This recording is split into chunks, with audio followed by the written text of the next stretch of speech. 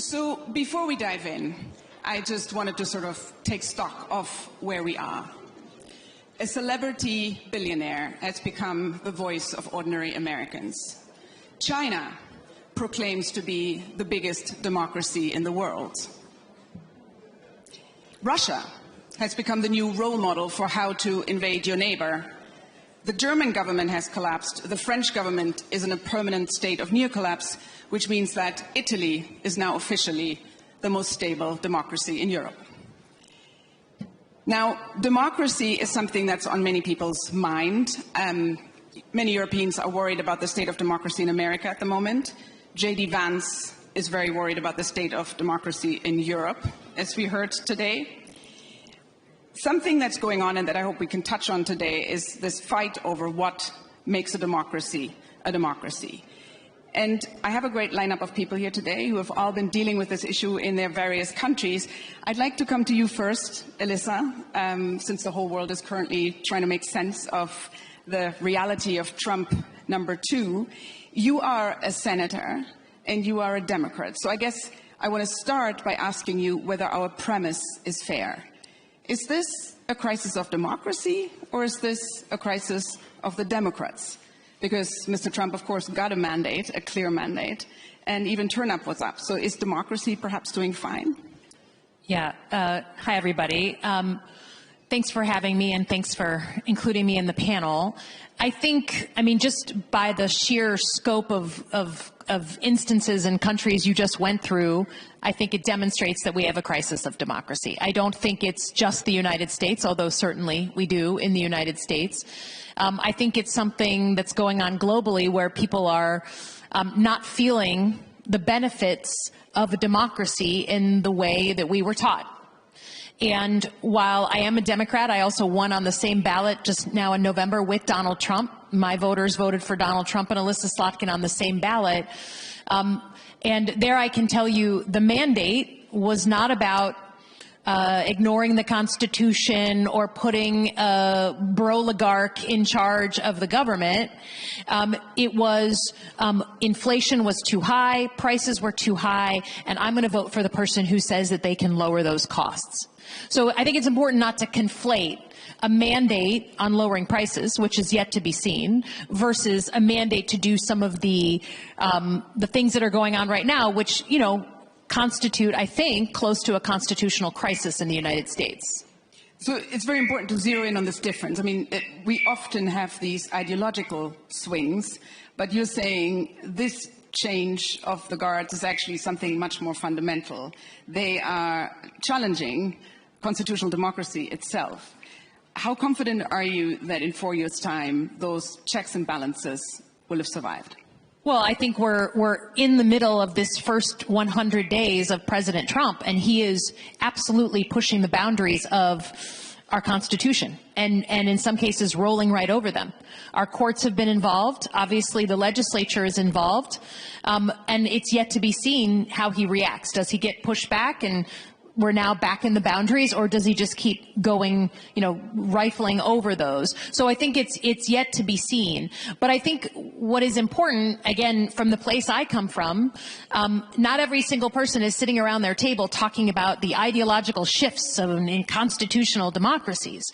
They're looking at the price of food, the price of gas. They can't get a new home. And they feel that very acutely. So, you can't pay your rent with democracy. So while people may not be thinking about it every single day, that doesn't mean we don't have a responsibility to have conversations like this, but it's just a reminder that we need to have the conversations outside of our capitals and bring home these ideas to people's pocketbooks and their kids. Because at the end of the day, at least in the United States, that is how people vote.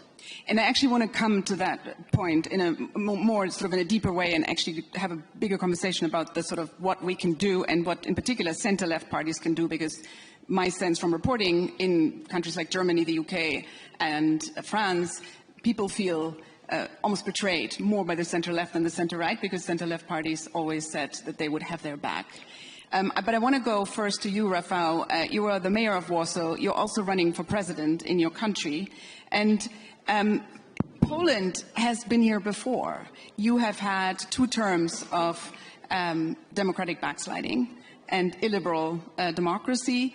It would be interesting to know what your advice would be as the US is entering this phase now. What would you recommend how to safeguard checks and balances at this point? Well, I'm not going to be so presumptuous as to give advice to anyone, but I can tell you that, yeah, we've been there.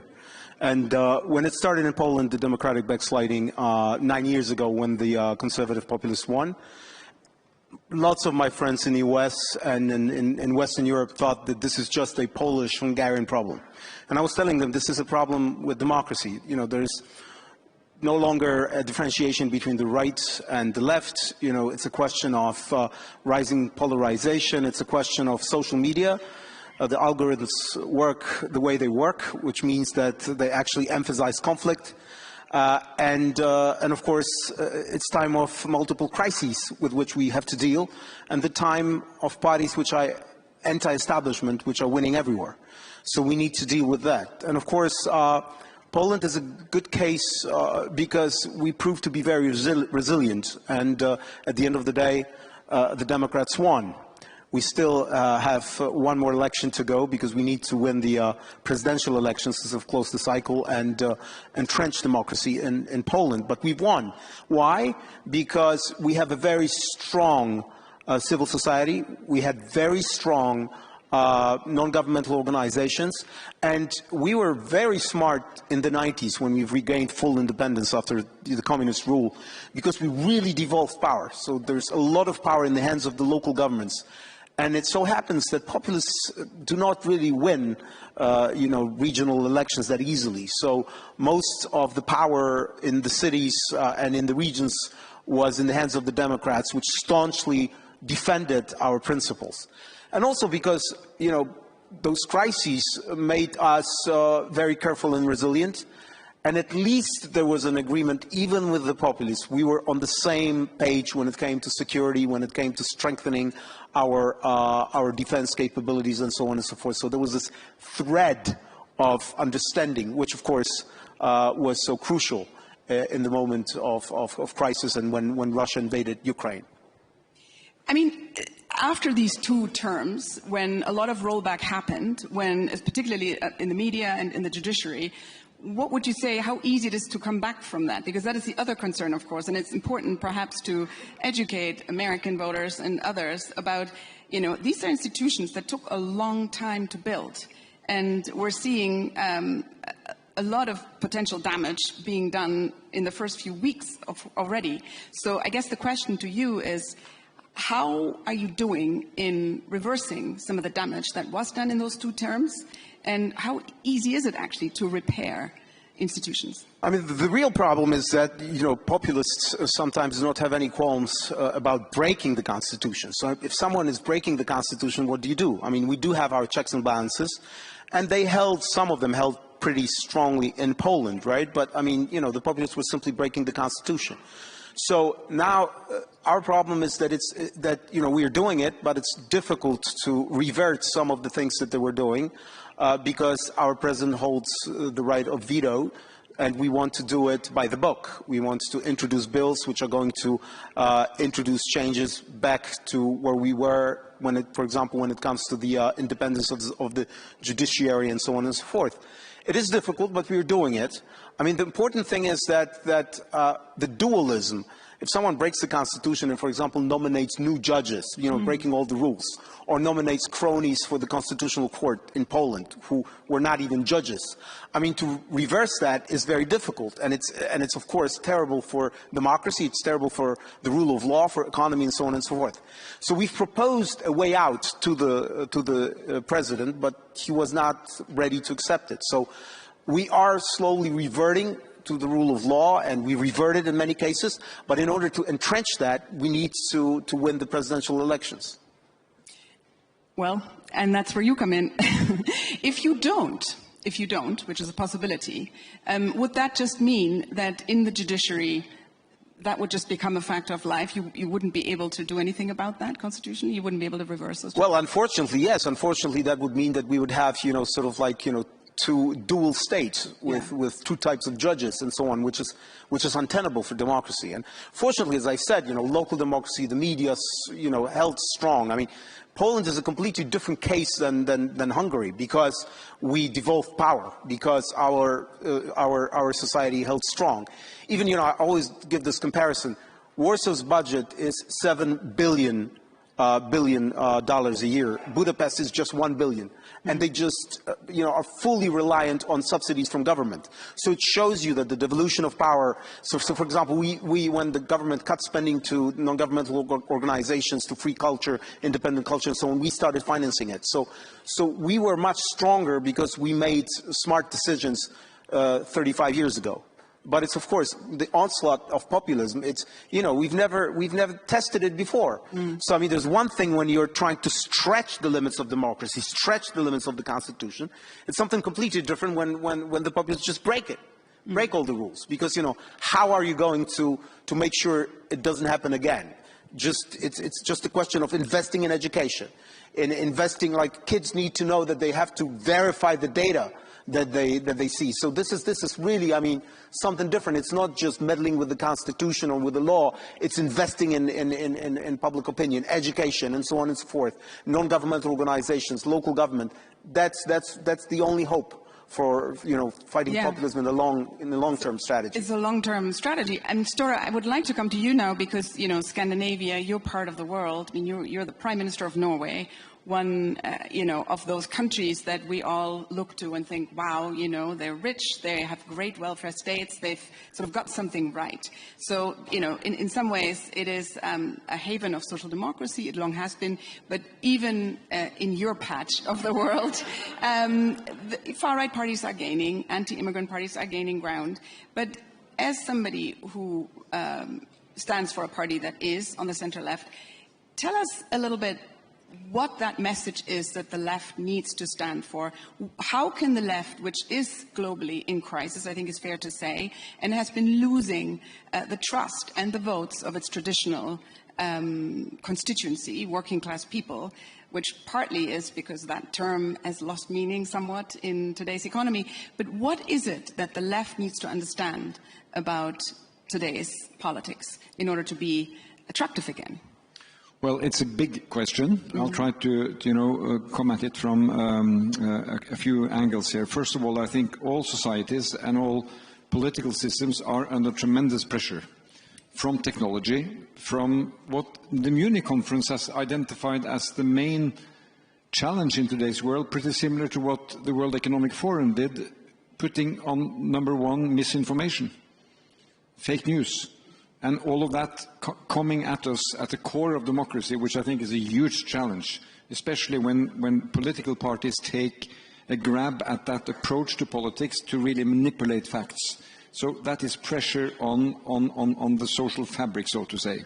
Although just to jump in there, I mean, J.D. Vance, I thought, had a point today when he said that kind of interference only really works when there's at least some basis to the grievance and the problems that misinformation hits into, right? I mean, there are some underlying issues. Absolutely. So that's what I want to come to, and where I believe that the left, the social democracy that I represent, really, we have the elements to put together the answer. But I think the senator pointed at this. You don't eat democracy for breakfast. It is not democracy that fixes your children when they don't succeed at school. So this is about the real reality of what your daily life is. If you go through, as we do as a political party in cooperation with sister parties in our part of the world, the number one theme on people's concern this last year has been cost of living and purchase power going down. And until you fix that and give security to that, everything else becomes a bit irrelevant. And you become vulnerable to misinformation, to quick fix, which does not necessarily reflect. So for me, I think what we've had over this last year with the inflation coming back, it's a cancer in the system functioning of democracies, speedily going up and rapidly coming down, it should be said, but it is destabilizing the social fabric of our countries. So for my government, it has been top priority to get inflation down, and in the meantime, have social policies that really are there to make welfare state work for those who really need it. So we have taken down the price of kindergartens, childcare. We have increased pensions for those with the lowest incomes throughout, and a lot of social spending on that side of the equation, so that people can see that we are working for their position, their dignity, their ability to manage their lives. When you get back stability, and we've been able to go through that inflation phase without increasing unemployment, but still in our country, which is a stable country, you can sense the instability that inflation is creating because cost of living is getting out of control. So that's where we have to get back. Then I think the second dimension for me here, if I may, is that, and I'm picking the example from Timothy Snyder's recent book on freedom. He was in Oslo and he was on the panel, I was on the panel with him, which is this balance between freedom to and freedom from. Mm. And if freedom only becomes a discussion of freedom from, we are not safeguarding democratic sustainability. There has also have to be freedom to. Freedom to take an education, freedom to get a decent job, freedom to be at work with decent work, not to be, put aside. And Schneider's example is from this Ukrainian village that had been deoccupied. Russians had pulled back. So the question is, are they free now? Well, they are free from occupation, but they are not free to enjoy what you need to do to enjoy a decent life. So I think these issues about securing people's ability to live decent lives, combined with managing their daily economic outcome, safety of their children, investing in, sports, leisure, and activity for children, so they get, to be involved in community. That is part of where the centre-left should be, and that's where we aim to be, and that's where we also aim to win elections on that basis. And I see this sort of fundamental dilemma in this argument, which I think makes a lot of sense. People do want security. They want public services that work. They want free and good, strong public education, all of which requires, man and woman power. And in Europe, increasingly, immigration, because, our populations are shrinking. And we're faced with this, on the one hand, voters who are very hostile, quite opposed to immigration, and at the same time they want welfare states that function, and they want growth. And both for functioning welfare states and for economic growth, you need some immigration. So how do we, as politicians, particularly on the left, sell that? But I think, here's one issue I have with the Vice President's speech. I have a few, but this one, let's mention this one. He speaks as though we are not focused on immigration in Europe. I mean, this is the big theme in every country, that we want to have control of our borders, we want to have controlled immigration, and this is a key theme, I think, all across Europe. But then he makes the remark that there was a significant increase of immigrants, unvetted immigrants to Europe in recent years. Where did they come from? Ukraine. Look to Poland. 2 million or more Ukrainians have been accepted into Poland because there is a bloody war going on, which he did not mention, which I think is not really addressing reality which is coming to Europe. But we have to, in Europe, country by country, but also as a community, to have a very thorough discussion about controlled immigration. And as you say, we cannot close Europe, because Europe's challenge in the future will probably to have enough people to do the jobs we need to do. And to pay taxes. Exactly. Yeah. But again, I think that the fact that we have, in my country, we have 100,000 people for Ukraine now. If you take that per capita, it would mean in a German setting 2 or 3 million. Mm. In every municipality. So, how do you? This is a part of the solidarity that you have to mobilize spontaneously, and those Ukrainians coming, men, women, and children, they will turn up at some kindergarten, in some school, at some medical office, and there will be discussion, what are they doing here? Are they taking our places? But if you really explain why we do this in this very dire situation, it can also be understood. Mm. And I'm proud to see that, that has not unleashed, negative reactions in my country. So, Jonas, we'll come back to you in a bit, but I want to go to Jay now. There's one of my favorite stories about Mahatma Gandhi was when he traveled to Britain, and somebody asked him, what do you think about Western civilization? And he said, I think it would be a good idea. We're still waiting. Yeah. So let me paraphrase that slightly. As we're having this discussion, this tortured discussion, what do you think about Western democracy? Well, look, before I do that, let me, because I think I appear to be an optimist in what is a relatively pessimistic panel, if not room. So I'll begin by sticking up my finger, and don't take it badly, it's the index finger. The mark you see on my nail is a mark of a person who's just voted. We just had an election in my state, just over. Last year, we had a national election. In Indian elections, roughly 2/3 of eligible voters vote. At the national election, electorate of about 900 million, about 700 million voted. We count the votes in a single day. Nobody disputes the result after it's announced. And if you look, and by the way, from the time we started voting in the modern era, 20% people more vote today than they did decades ago. So the first message that somehow democracy is in trouble globally, worldwide, I'm sorry, I have to differ with it. I mean, right now, we are living well, we are voting well, we are optimistic about the direction of our democracy, and for us, democracy is actually delivered. Senator, you said that, democracy doesn't put food on your table. Actually, in my part of the world, it does. Because it actually, today, because we are a democratic society, we give nutrition support, food support to 800 million people. And for whom that is a matter, of how healthy they are and how full their stomachs are. So the point I want to make is, look, different parts of the world are going through different conversations. Please do not assume that this is some kind of universal phenomenon. It is not. There are parts where it is working well. Maybe there are parts where it's not. And the parts which are not, I think people need to have an honest conversation about why it's not. I would argue that as to an extent as someone dispassionately viewing it, which is your question, there are some problems. A lot of it is an accumulated problem of the model of globalization that we've followed for the last 25, 30 years. I think a lot of chickens have come home to roost.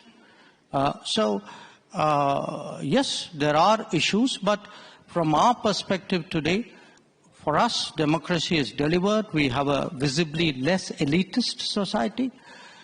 We have one where the public has faith in the political process, where actually every election, in a way, has been a kind of a verdict on the quality of governance. That, I told you we just voted in one. My party won that election.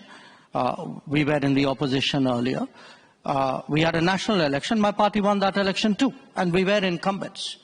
And we feel, if the Prime Minister Modi got elected for the third time, the ruling party got elected, and to a large extent it is because of the delivery through democratic systems.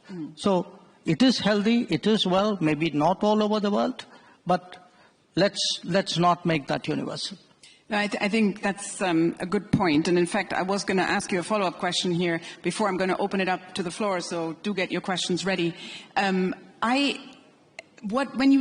we in the West, for lack of a better term, in Europe and the United States, I think we tend to sort of preoccupy ourselves with ourselves a lot, especially these days. And I think, all the middle powers that are increasingly important, especially in our foreign policy, in the various conflicts that we're involved in, for better or for worse, I think they have their own views of what systems work and what don't. We used to assume in the West that our system is the one that everybody wants to adopt over time. So I guess the question to you, India, of course, being the largest democracy in the world. Is your sense among your counterparts in, again, for lack of a better term, the global south, that democracy is still a system people aspire to, countries aspire to, or are there now powerful alternatives, such as the Chinese model, which may be more attractive to people?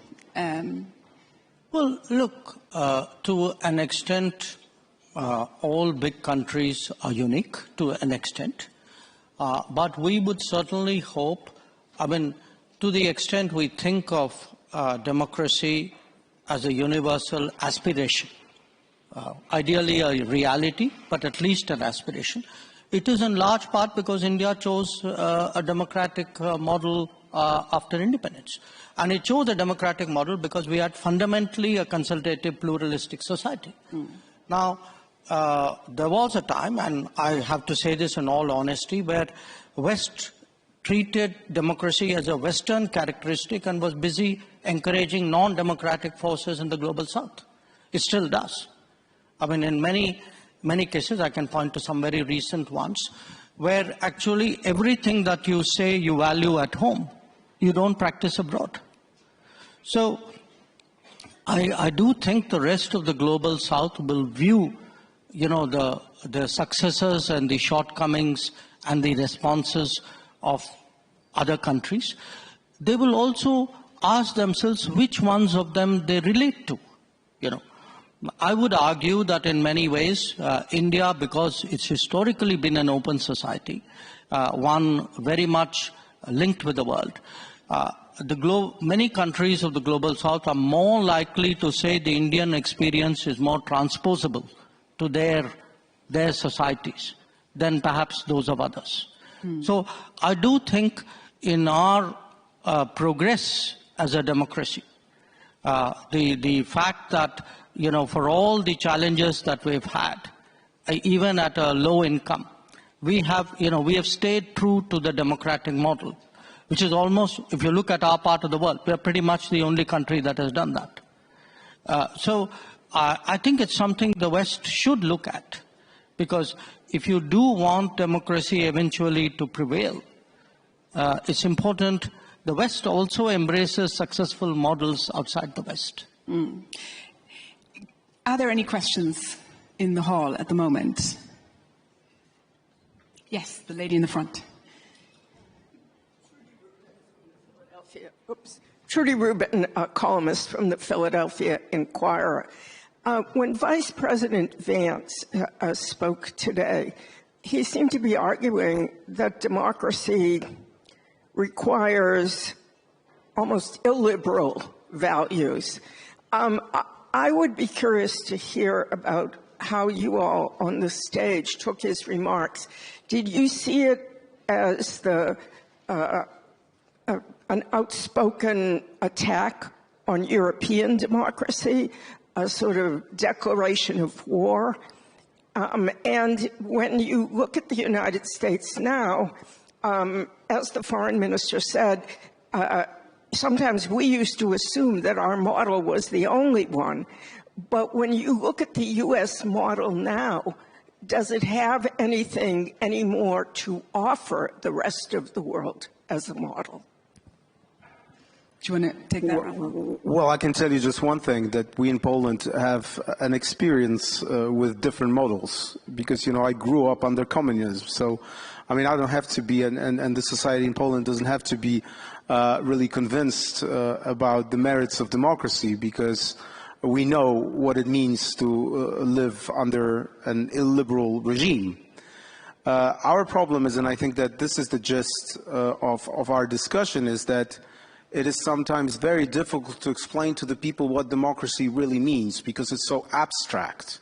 And, when people use the word like, the judiciary, the rule of law, and so on and so forth, people are lost. As the Prime Minister was saying, people think about the economy, they think about the security, and so on and so forth. So it is the most difficult task for us is to explain that when someone is proposing an illiberal regime, that would actually mean taking our basic freedoms away from us. And I would submit to you that that's why we were successful in Poland, because we were able to tell the people that this is not just some abstract rule of law, but that by introducing a medieval anti-abortion law, the basic freedoms were taken from our women to decide their lives and to decide on their health. That by introducing indoctrination in schools, we were coming back to the communist system, where we would want to have a school which teaches us skills, not indoctrinates our children. That when populists, talk about national interest, somehow, quite often, they prove to be completely ineffective when it comes to influencing the outside world, because they cannot construct the winning coalitions that you need to be constructing in order to actually promote your interests. That if you want to really talk about migration, that you cannot simply allow populists to hijack that issue, because that can be dealt with by Democrats as well. And that we should be focusing on some of those most important concerns. And I think that our task today is not to sort of catch others, and sort of interpret their words, but to focus on what we can do in order to prove that we are better. We, on the democratic side, are actually better at resolving issues, and that we can be as effective or even more effective at providing security, at providing growth. I mean, this is the winning argument, and that's what we should be focusing on. Because if at the end of the day, ultimately, I mean, the question is whether my life was better under a different regime, then I mean, the only winning argument is that we can provide it, and we are not taking at the same time the people's basic freedoms away. So this is the argument, and I think that turning to us is always a good point in question, because we lived under both regimes, so we can tell the difference. But just maybe to reinforce the sense, I mean, maybe to sharpen almost a little bit more what we just heard as a question is, I mean, was there anything in what J.D. Vance said about the shortcomings, supposedly, of European democracy that spoke to you? Was there something, for example, in this idea that we freeze out far-right parties in certain countries, in this country, for example, with the firewall? Are we afraid? Are we too afraid? Are we perhaps not? Are we more liberal than actually democratic sometimes? Well, I think on that one, first of all, I think what is refreshing is that when we come together here, there is freedom of speech. And the Vice President can decide that this is how he would like to address his audience. He likes to raise these themes. And although we may disagree, that is fair enough. I think, not addressing some of the key security issues that we face today is a missed opportunity. I don't agree with him that what's happening in Ukraine, what's happening in Russia, what's happening in China is less important than the presumed loss of freedom of speech in Europe. I disagree. The other element which I think is interesting here is that, coming from the US perspective, reading a parliamentary system in Europe, it is different. So this party is free to run in elections in Germany, but other parties are free to tell their voters whether they are, open to cooperate or not. This is part of parliamentarism. I run a minority government in Norway. I have to find solutions in parliament, and I seek solutions where I can have them with parties that share my platform. That is how that works. So I think, this was a kind of a simplified approach which I don't share. But what I do share is that constantly focusing on, accepting different views, accepting even outrageous views in our debate, accepting that people have faith and beliefs. He made points of that. I think that's what we should remind each other. I mean, he is here now speaking to Europe. If we were going to your country to speak about what we see in the US about, tech dominance, is there access to media for people? What's happening to our youth under control of social media? Is that, challenging freedoms and democracy? I think that's also a discussion to be had, but, not here. Jay. Can I make two quick comments here? One, look, I would challenge the equation of, liberalism in a kind of an international way with democracy. I do think different societies have their own cultures, their own values, their own ways of doing things. And the idea that there is some kind of one truth and one judgment and one norm, and that should be preached propagated, evaluated, and judged. I think that is one of the big issues we're having today in politics. And it is done by think tanks, it's done by people who do ratings, it is done by newspapers. So I think there is a reaction in many parts of the world to self-appointed custodians, people who've never fought an election, who are nothing to do with democracy, actually telling the rest of the world what is right and what is wrong in democracy. And I think it is, to me, inevitable that it will be challenged. My second issue, is, look, every country has its mainstream politics. It has its outliers. Okay. If I were to look, for example, at how much Europeans, Westerners, reach out to outliers in those societies. If I were to look at what do Western ambassadors do in India, if my ambassadors did a fraction of that, you would all be up in arms. So I think there are double standards here. I think it's interesting, and I think, to your point, of course, within a parliamentary system, every party is fully in its right to refuse to cooperate with another party. The problem is that some of these formerly outlier parties are now the second biggest parties in our democracies, and their voters, perhaps rightly, resent the fact that they're being ostracized from government. And in this country, in Germany, and I'm German, I can say this, it goes so far as to cause a scandal when you're trying to pass a bill and you pass that bill with votes from that party. So it goes into a sphere that is very hard to explain to voters, right? I just want to give the audience another chance. There's another lady here, and then the gentleman. Maybe we have those two questions together, and then... Thank you. Maggie Feldman-Pilch from the Wilson Center. Over the last day and a half, we've heard so much about this need to explain how democracy pays rent better. And Senator Slotkin, I don't know that anyone does that better than you. As you mentioned, voters voted for you and President Trump at the same time. You flipped your district when you ran for Congress. You did it even by a greater margin the second time, and now you're a senator. No one seems to be able to answer this question of how do we make democracy and national security make sense. Would you mind giving us a quick little lesson? Yeah, I did not pay her to say that. So I would just say, and again, I'm not trying to say anything about anyone else's democracy. I'm just saying in the United States, democracy is inextricably linked to a strong middle class.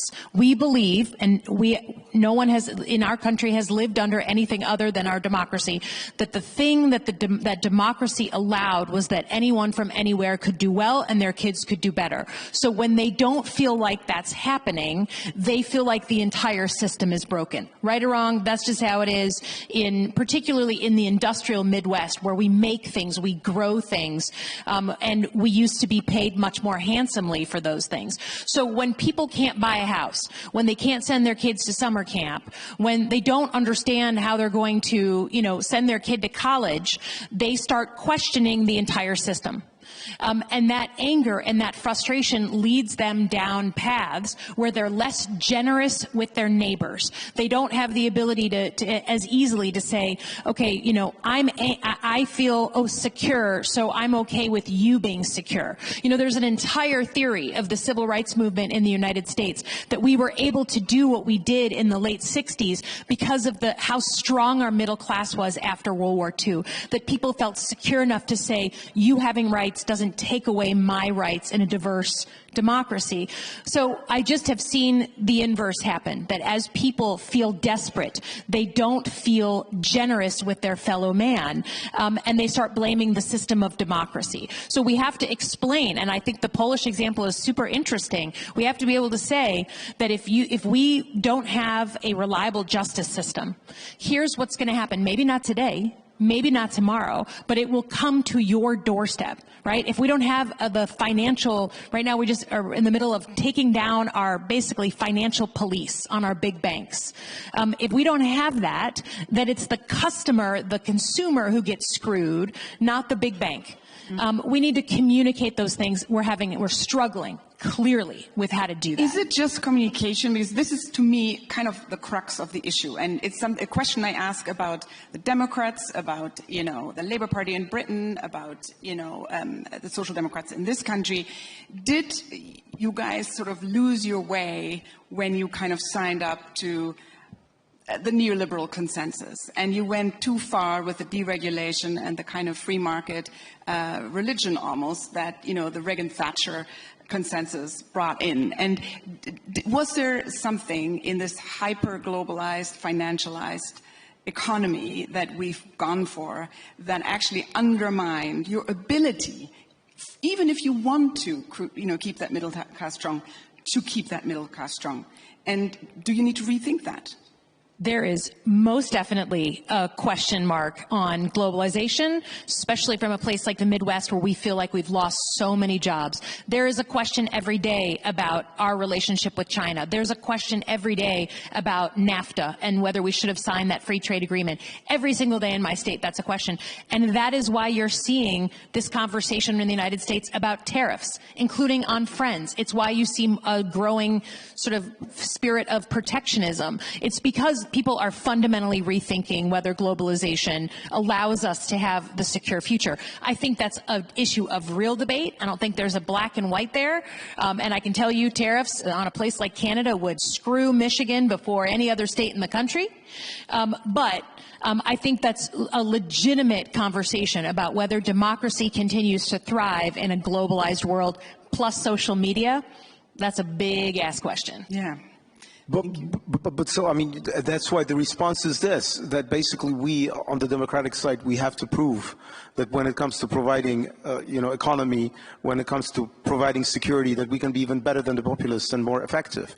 And that we are not going to take away the freedoms, but we hear what the people are saying because the world is changing. I mean, we've seen it after COVID with Russia attacking Ukraine, with more assertive, to put it mildly, China and so on and so forth. We have to, learn the lessons and tell the people, listen, we hear you. It's not just the populists who hear you, and we are going to deal with that. We are going to focus on migration, we're going to focus on the economy, we're going to focus on security, but we are the ones who actually are going to deliver that in a much more effective manner, and we are not going to undermine your freedoms. And, this is the thing, to concentrate on the issues. Because if you say, if there's any lesson, and from Vance and so on and so forth, it is true that sometimes the populists were even better at framing the issues. They were not very, and at least pretending that they were hearing the people. But then, of course, they were terrible at providing, the real solutions to that. So we need to prove that we can hear, we can frame the issues, but we are better at solving them, at the same time not undermining the individual freedoms. That's the name of the game. I want to end, and I'm literally out of time. I just want to end with like a very quick, just because again the U.S. looms so large in this new administration. Elissa, if you wouldn't mind, is there something that the Democrats can learn from Trump? Oh, yes. I think I'll be very frank, and I've said this openly about my own party. We speak about issues, and maybe others do too, as if we're speaking from the faculty lounge, right? It's an esoteric intellectualism around issues that just doesn't translate if you're not a good communicator. It just doesn't, right? We write 11-paragraph policy papers to explain something. Donald Trump fits it on a hat, right? And people would come up to me in the state of Michigan. They're like, you're a Democrat. What's your hat? Donald Trump was Make America Great Again. What's a Democrat's hat? What's your hat? Good question. I think there's a bunch of different things that I used in my own election, but without getting into it. But to me, it is just like team normal. Let's just be realistic, serious, common sense people, team normal people. I don't care if you're a Democrat or Republican. Just let's solve some problems. I'd get that hat. But I think Donald Trump and simple communication, clearly, not to mention his use of social media. Thank you so much. I'm aware that you're going to come and talk to us now. Do you want? Okay, I got to give this guy his shot because I did promise it. Would you mind just one last question? I'm sorry. I thought it was such a nice. Yeah. Because I did promise. Thank you very much. First of all, I would like to, I'm Stepan Safarian from Armenia. First of all, thank you very much for this amazing, fascinating discussion. Since we are talking about democratic resilience, all the panelists, as their countries knows, my country, our country, Armenia, faced a lot of attacks by autocracies and hybrid threats coming from autocratic countries. And we appreciate your support in meeting these challenges in Armenia. But coming back to the statements made on this floor by U.S.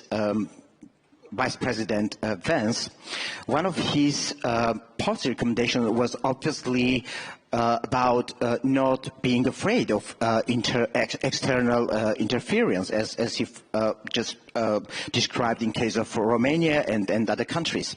So if this is the case, and this is the approach of the new American administration, then what's your recommendation for our countries and for further dialogue with the United States, how to face these hybrid threats if United States is not supporting limitation of some or closing of windows for hybrid threats? Thank you very much. That feels like another panel. Does anyone, which I think we should have, actually, it's a super interesting panel. We're out of time, but if somebody has a 10-second answer. No, at the NATO summit last year, we agreed as NATO parties that hybrid threats are real threats. They are security threats.